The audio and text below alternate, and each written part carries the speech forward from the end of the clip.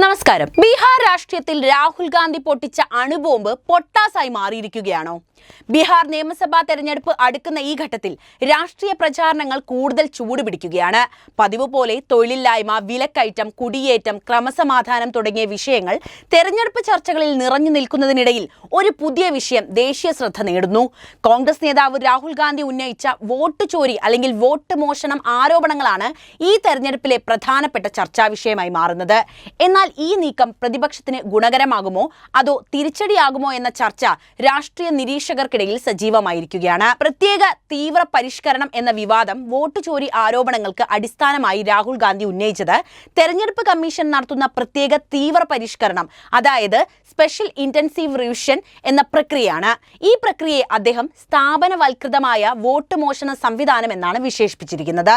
തെരഞ്ഞെടുപ്പ് അടുക്കുമ്പോൾ വോട്ടർ പട്ടികയിൽ വരുത്തുന്ന കൂട്ടിച്ചേർക്കലുകളും ഒഴിവാക്കലുകളും പ്രതിപക്ഷ വോട്ടുകൾ മനഃപൂർവ്വം ഒഴിവാക്കാൻ ലക്ഷ്യമിട്ടിട്ടുള്ളതാണെന്ന് രാഹുൽ ആരോപിക്കുന്നു.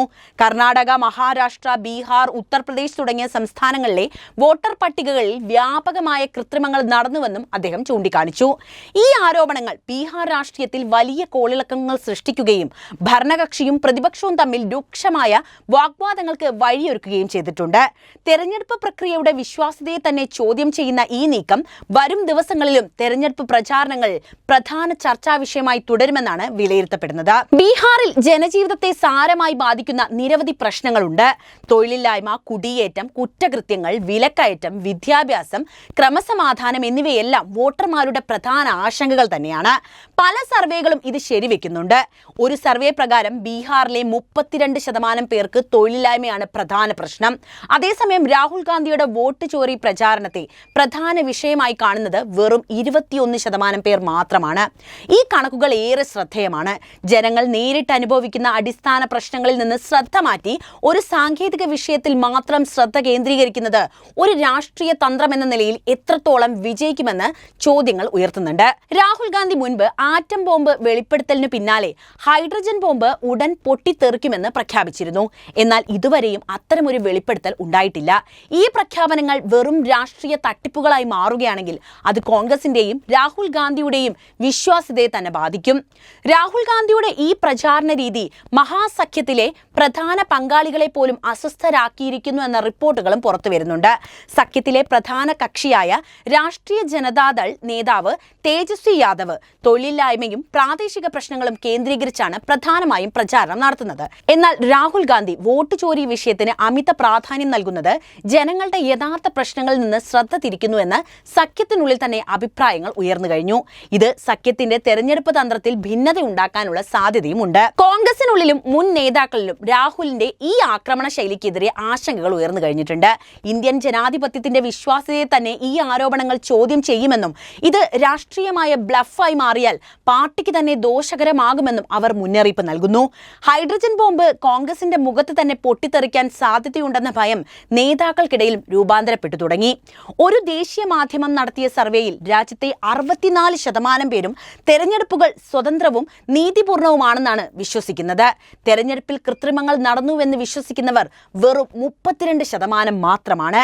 ഈ കണക്കുകൾ രാഹുൽ ഗാന്ധിയുടെ വോട്ട് മോഷണ സന്ദേശം വോട്ടർമാർക്കിടയിൽ വേണ്ടത്ര പ്രതികരണം ഉണ്ടാക്കുന്നില്ല എന്നാണ് സൂചിപ്പിച്ചിരിക്കുന്നത്. രാഷ്ട്രീയ നിരീക്ഷകരുടെ അഭിപ്രായത്തിൽ വോട്ട് ചോരി പ്രചാരണം കോൺഗ്രസിനും മഹാസഖ്യത്തിനും ഒരു ഇരട്ട വാളായുധം പോലെ പ്രവർത്തിച്ചേക്കാം. അതായത് ജനങ്ങളുടെ ദൈനംദിന പ്രശ്നങ്ങൾക്ക് പകരം ഈ വിഷയത്തിൽ മാത്രം ശ്രദ്ധ കേന്ദ്രീകരിക്കുന്നത് വോട്ടർമാരെ അകറ്റാനും സഖ്യത്തിന് തിരിച്ചടിയാകാനുമുള്ള സാധ്യതയുണ്ട്. എന്നാൽ ഈ ആരോപണങ്ങൾ വലിയ രീതിയിൽ ജനങ്ങളിലേക്ക് എത്തിക്കാൻ സാധിച്ചാൽ അത് ഭരണപക്ഷത്തിനെതിരെ ശക്തമായ ഒരു ആയുധമായി മാറാനുള്ള സാധ്യതയും നിലനിൽക്കുന്നുണ്ട്. ഹൈഡ്രജൻ ബോംബ് വെറും ഒരു രാഷ്ട്രീയ പ്രയോഗമായി ചുരുങ്ങിയാൽ അത് കോൺഗ്രസിന്റെ വിശ്വാസ്യതയെ ദോഷകരമായി ബാധിക്കും. തെരഞ്ഞെടുപ്പ് ഫലങ്ങൾ മാത്രമാകും ഈ തന്ത്രം വിജയിച്ചോ പരാജയപ്പെട്ടോ എന്ന് വ്യക്തമാക്കുന്നത്. ജനകീയ വിഷയങ്ങൾ തഴഞ്ഞ് സാങ്കേതിക ആരോപണങ്ങളിൽ ഊന്നിയ ഈ പ്രചാരണം ബീഹാർ തെരഞ്ഞെടുപ്പ് ഫലങ്ങളിൽ എങ്ങനെ പ്രതിഫലിക്കുമെന്ന് കണ്ടറിയേണ്ടിയിരിക്കുകയാണ്. എന്തായിരിക്കും ബീഹാർ രാഷ്ട്രീയത്തിൽ ഇനി സംഭവിക്കുക? പ്രത്യേകിച്ച് തെരഞ്ഞെടുപ്പ് അടുത്തു നിൽക്കുന്ന ഈ സമയത്ത് രാഹുൽ ഗാന്ധിയുടെ ആരോപണങ്ങൾക്ക് അവിടെ ചലനം സൃഷ്ടിക്കാൻ കഴിയുമോ എന്ന് നിങ്ങൾക്ക് തോന്നുന്നുണ്ടോ? നമുക്ക് പരിശോധിക്കാം. ബീഹാർ നിയമസഭാ തെരഞ്ഞെടുപ്പിൽ രാഹുൽ ഗാന്ധിയുടെ വോട്ട് ചോരി ആരോപണങ്ങൾ ഒരു പ്രധാന രാഷ്ട്രീയ ചർച്ചയായി മാറിക്കഴിഞ്ഞു എന്നത് വാസ്തവമാണ്. ഈ ആരോപണങ്ങൾ തെരഞ്ഞെടുപ്പിൽ ഒരു ചലനം സൃഷ്ടിക്കുമോ ഇല്ലയോ എന്നത് രാഷ്ട്രീയ നിരീക്ഷകർക്കിടയിൽ സജീവമായ ചർച്ചയുമാണ്. ഇതിൽ പ്രധാനമായിട്ട് പറയേണ്ടത് രാഷ്ട്രീയ ശ്രദ്ധ ഈ വിഷയം നേടി എന്ന് തന്നെയാണ്. രാഹുൽ ഗാന്ധിയുടെ ആരോപണങ്ങൾ ദേശീയ തലത്തിൽ ശ്രദ്ധ നേടാൻ സഹായിച്ചിട്ടുണ്ട്. തൊഴിലില്ലായ്മ, വിലക്കയറ്റം തുടങ്ങിയ പ്രാദേശിക വിഷയങ്ങൾക്ക് പുറമെ തെരഞ്ഞെടുപ്പ് പ്രക്രിയയുടെ സുതാര്യത എന്ന ഒരു പുതിയ വിഷയം ഉയർത്തിക്കൊണ്ടുവരാൻ അദ്ദേഹത്തിന് സാധിച്ചു എന്നത് പ്രശംസനീയം തന്നെ. ഇത് കോൺഗ്രസിനും പ്രതിപക്ഷ സഖ്യത്തിനും കൂടുതൽ ദൃശ്യപരതയും നൽകി കഴിഞ്ഞു. മഹാസഖ്യത്തിലെ പ്രധാന പങ്കാളിയായ രാഷ്ട്രീയ ജനതാദൾ, തൊഴിലില്ലായ്മ, ക്രമസമാധാനം തുടങ്ങിയ പ്രാദേശിക വിഷയങ്ങളിലാണ് പ്രധാനമായും ഇപ്പോൾ ശ്രദ്ധ കേന്ദ്രീകരിച്ചിരിക്കുന്നത്. ഇത് രാഹുൽ ഗാന്ധിയുടെ തന്ത്രവുമായി ചെറിയ രീതിയിൽ വിയോജിപ്പുള്ള ഒന്ന് തന്നെയാണ്. ജനങ്ങളുടെ യഥാർത്ഥ പ്രശ്നങ്ങളിൽ നിന്ന് ശ്രദ്ധ മാറ്റുന്നു എന്ന വിമർശനം സഖ്യത്തിനുള്ളിൽ തന്നെ ഉയരാനുള്ള സാധ്യതയും ഇത് ഉയർത്തി. ഇത് വോട്ടർമാരെ ആശയക്കുഴപ്പത്തിലാക്കാനുള്ള സാധ്യതയുമുണ്ട്. സർവേകൾ അനുസരിച്ച് ബീഹാറിലെ ഭൂരിഭാഗം വോട്ടർമാരും വോട്ട് ചോരി വിഷയത്തെക്കാൾ പ്രാധാന്യം നൽകുന്നത് തൊഴിലില്ലായ്മയ്ക്കും അതുപോലെ വിലക്കയറ്റം തുടങ്ങിയ ദൈനംദിന പ്രശ്നങ്ങൾക്ക് തന്നെയാണ്. ഇത് രാഹുൽ ഗാന്ധിയുടെ പ്രചാരണത്തിന് പരിമിതമായ സ്വാധീനം മാത്രമേ ഉണ്ടാക്കാൻ സാധ്യതയുള്ളൂ എന്ന് സൂചിപ്പിക്കുന്ന ഒരു പ്രധാനപ്പെട്ട കാര്യമാണ്. അതേസമയം തെരഞ്ഞെടുപ്പ് കമ്മീഷന്റെ വിശ്വാസ്യതയിൽ ജനങ്ങൾക്കിടയിൽ ചെറിയ ഇടിവുണ്ടായിട്ടുണ്ടെന്നും ചില സർവേകൾ ചൂണ്ടിക്കാണിക്കുന്നുണ്ട്. ബിജെപിയും തെരഞ്ഞെടുപ്പ് കമ്മീഷനും രാഹുൽ ഗാന്ധിയുടെ ആരോപണങ്ങൾ അടിസ്ഥാനരഹിതമാണെന്ന് പറഞ്ഞ് ശക്തമായി പ്രതിരോധം തീർക്കുന്നുണ്ട്. കർണാടകയിലെ ചില വോട്ടർ പട്ടിക പ്രശ്നങ്ങളെക്കുറിച്ചുള്ള രാഹുലിന്റെ ആരോപണങ്ങൾ തെരഞ്ഞെടുപ്പ് കമ്മീഷൻ കണക്കുകൾ സഹിതം ഖണ്ഡിച്ചിരുന്നു. ഇത് രാഹുലിന്റെ വിശ്വാസ്യതയെ ചോദ്യം ചെയ്യാൻ ഭരണകക്ഷിയെ സഹായിച്ചു. രാഹുൽ ഗാന്ധി വാഗ്ദാനം ചെയ്ത ഹൈഡ്രജൻ ബോംബ് പോലെയുള്ള ശക്തമായ തെളിവുകൾ ഇനിയും പുറത്തു വന്നിട്ടില്ല. ഇത് കേവലം ഒരു രാഷ്ട്രീയ തന്ത്രമായി മാറുകയാണെങ്കിൽ അത് കോൺഗ്രസിനും രാഹുൽ ഗാന്ധിക്കും വലിയ തിരിച്ചടിയാകും. വോട്ടർമാർക്കിടയിൽ പാർട്ടിയുടെ വിശ്വാസ്യത നഷ്ടപ്പെടാനും ഇത് കാരണമായേക്കാം. ചുരുക്കത്തിൽ രാഹുൽ ഗാന്ധിയുടെ ആരോപണങ്ങൾ ബീഹാർ രാഷ്ട്രീയത്തിൽ ഒരു പുതിയ ചലനം സൃഷ്ടിച്ചിട്ടുണ്ട് എന്നത് വാസ്തവമാണ്. എന്നാൽ ഈ നീക്കം തെരഞ്ഞെടുപ്പിൽ എത്രത്തോളം സ്വാധീനം ചെലുത്തുമെന്ന് പ്രവചിക്കുക വളരെയേറെ ബുദ്ധിമുട്ടുള്ള കാര്യമാണ്. ജനങ്ങളുടെ അടിസ്ഥാന പ്രശ്നങ്ങളിൽ നിന്ന് ശ്രദ്ധ മാറ്റുന്നത് പ്രതിപക്ഷ സഖ്യത്തിന് ദോഷകരമായി ബാധിച്ചേക്കാമെന്നാണ് വിലയിരുത്തലുകൾ. തെരഞ്ഞെടുപ്പിന് ശേഷം മാത്രമേ രാഹുൽ ഗാന്ധി ചെയ്തതിന് എന്തായിരുന്നു പ്രതിഫലമെന്ന് നമുക്ക് മനസ്സിലാക്കാൻ കഴിയുക. എന്തായാലും ബീഹാർ തെരഞ്ഞെടുപ്പ് ഇന്ത്യൻ രാഷ്ട്രീയത്തിൽ ചലനങ്ങൾ സൃഷ്ടിക്കാൻ സാധ്യതയുണ്ടോ എന്ന പ്രസക്തമായിട്ടുള്ള ഒരു ചോദ്യം ഉയർന്നിട്ടുണ്ട്. ഒന്നാമത്തത് ദേശീയ രാഷ്ട്രീയത്തിന്റെ സൂചകമാണ് ഇതെന്നാണ്. അതായത് ബീഹാർ പലപ്പോഴും ദേശീയ രാഷ്ട്രീയത്തിലെ ഒരു സൂചകമായി പ്രവർത്തിക്കാറുണ്ട്. ബീഹാറിലെ തെരഞ്ഞെടുപ്പ് ഫലങ്ങൾ കേന്ദ്ര ഭരണകക്ഷിയുടെയും പ്രതിപക്ഷത്തിന്റെയും ജനപ്രീതിയുടെ അളവുകോലായി കണക്കാക്കപ്പെടാറുണ്ട്. അടുത്ത ഏതാനും മാസങ്ങളിൽ മറ്റ് പല സംസ്ഥാനങ്ങളിലും തെരഞ്ഞെടുപ്പുകൾ നടക്കാനിരിക്കെ ബീഹാർ ഫലം രാഷ്ട്രീയ പാർട്ടികളുടെ പ്രചാരണ തന്ത്രങ്ങളുടെയും ജനങ്ങളുടെ മനോഭാവത്തെയും സ്വാധീനിക്കാനുള്ള സാധ്യതയേറെയാണ്. അടുത്തത് ബിജെപിയുടെ തന്ത്രങ്ങളെക്കുറിച്ചാണ്. ബിജെപിയുടെ മുതിർന്ന നേതാക്കൾ, പ്രത്യേകിച്ച് പ്രധാനമന്ത്രി നരേന്ദ്രമോദി, അഭയാർത്ഥി പ്രശ്നം ബീഹാറിൽ ശക്തമായ പ്രചാരണ വിഷയമാക്കി മാറ്റിയിട്ടുണ്ട്.